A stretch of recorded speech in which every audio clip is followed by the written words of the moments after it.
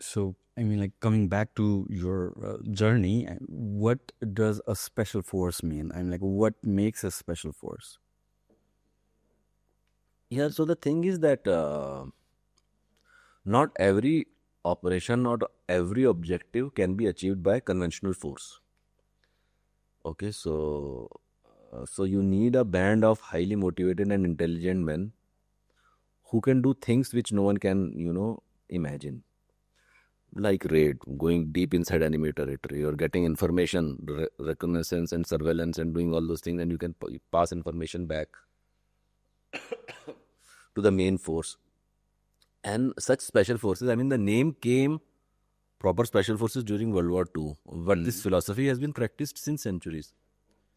What Chhatrapati Shivaji Maharaj did, the guerrilla raids and all those are special forces operations. And during earlier American Civil War as well, so there were things. But in World War II, it became a proper thing for special forces to do certain tasks, because all the philosophies of war and all the development of what takes place when there is a major war. Otherwise, it's a stagnant, organization, army. And that is when the need was realized that all the objectives cannot be achieved by a huge group of men. Benito Mussolini was captured by the Allies during World War II. Mussolini was Italy's president. And he was captured, and he was kept, if I remember correctly, it's a place called Gran Sasso. It is a very high mountain, and there was a single villa on top of that, and Mussolini was kept there. It was impossible to be,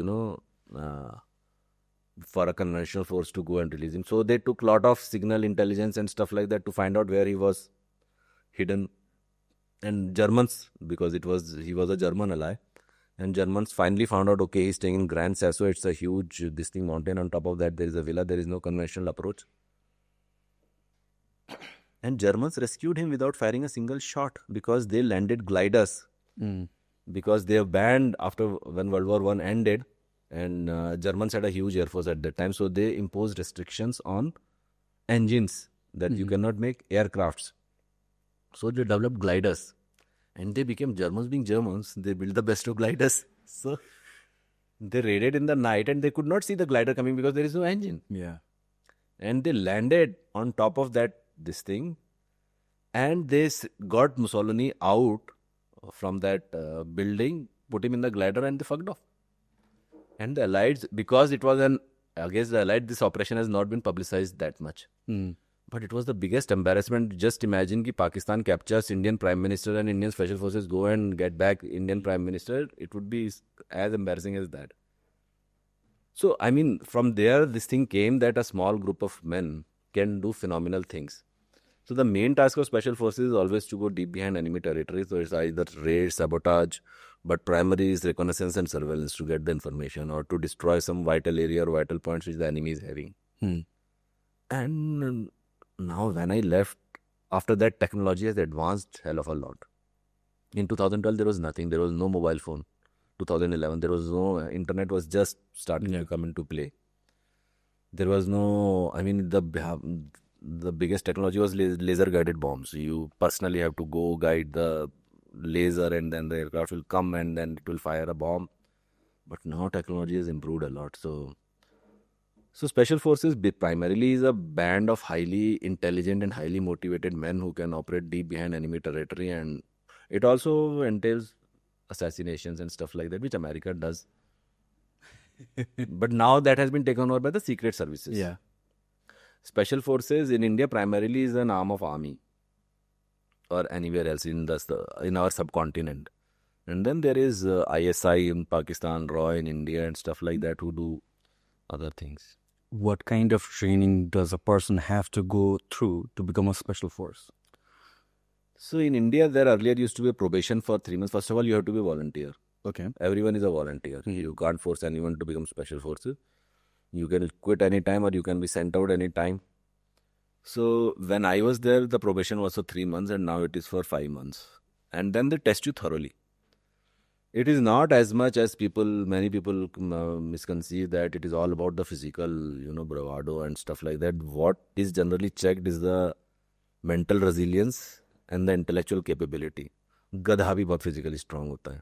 So you will find people who are way more physically stronger than SF guys, but that is not the criteria. You have to meet the QR and you have to be outstanding, of course. You cannot be an average guy. You have to be outstanding physically, but what really matters is how cool, calm, and collected you can be under stress, because you will be put under phenomenal amount of stress when you are out there operating. So the main thing is that equivalence of an individual, of a human being, and that he does not lose his cool, and in spite of immense stress and danger to one's own life, he is able to take rational decision.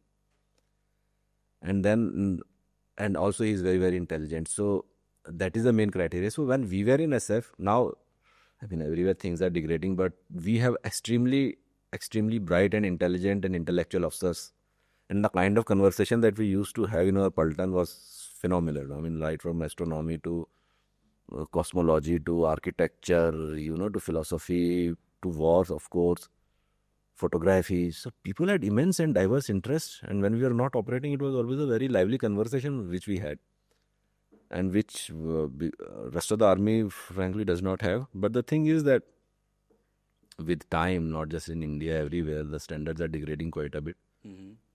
Because now when we were young, there were only the only options were IAS, civil services, army, or maybe bank, shang, and stuff like that, doctors in 94. But nowadays the whole world has opened up, so many opportunities for everyone. So the talent pool has just spread out in so many different things.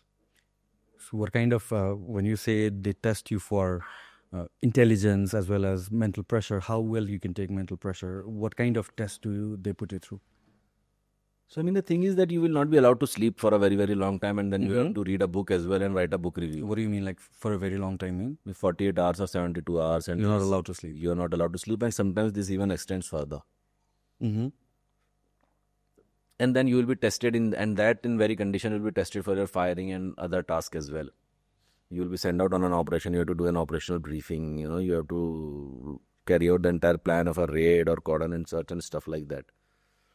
So, I mean, these are slightly confidential things, though people come and say a lot of things, but I think it should remain confidential. But then there are ways and means to find out. But again, what I have realized that people change over a period of time. And many people are just flash in the pan. You can be a flash in the pan. But to somewhere I read that true soldiers are those who carry on in the long run. I mean, it is not just about the small things कि किसी football player या cricket player ने एक दो अच्छे matches खेल लिए. To be a Virat Kohli or a Tendulkar, you have to consider, or a Dhoni, you have to consistently perform. There have been one match wonder or one movie wonder, one song wonder. So the main idea is whether this chap has that longevity, whether he has that motivation to carry on. Because a lot of time and effort is invested on an officer when he comes through, when we want him in our battalion. And so, I mean, there are ways and means to test all this thing. Because I mean, like in the long run, in any aspect of life, consistency is what matters. I mean, intensity is very important as well. But along with intensity, you have to endure certain things. You have to endure a certain amount of time in anything that you pursue. And then you become the cream of the cream, right? Yeah. So also the thing is that initially it looks very glamorous to join special forces, but once you get into it, you realize that life is not so easy. It is not I saw not what you see in the movies, not what you see bloody Tom Hanks and not Tom Hanks, but various other Hollywood actors doing stuff like that, or Indian movies. That the life is demanding, and it's not just maroon beret and crisp uniform and the parties in the officers' mess and stuff like that. It's never that.